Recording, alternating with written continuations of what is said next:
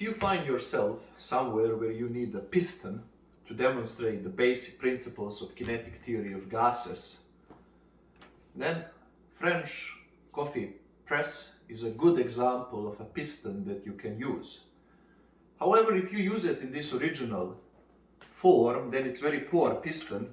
Why? Because there are holes over here. Now, any piston that has holes is not really good piston. So if you do this press, well, the air will escape through holes. To make our piston better, and actually very good, take a simple plastic nylon bag and put over this part of the press, and now we have a very good piston because air cannot escape through these holes. Air can now only escape around the edges, but what can you do?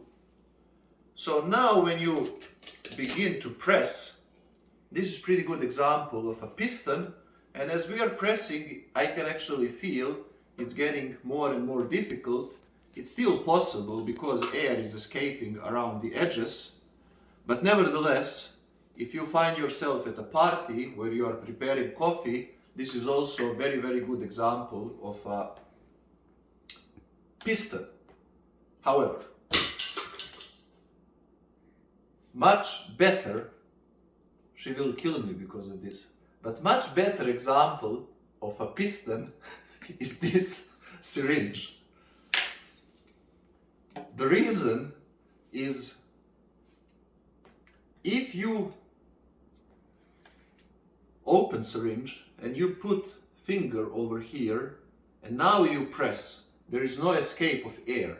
This is very, very good piston to demonstrate how pressure, volume are related and so on. And you can see as I'm pressing this piston, I am building up pressure in the chamber down there. I know I'm building up pressure because the moment I release, notice that the handle will go up. I release, the handle goes up. I press, I release, the handle goes up. Because I build up pressure in the chamber and I close this opening over here. So syringe is very, very good example of a piston. Until next video, goodbye.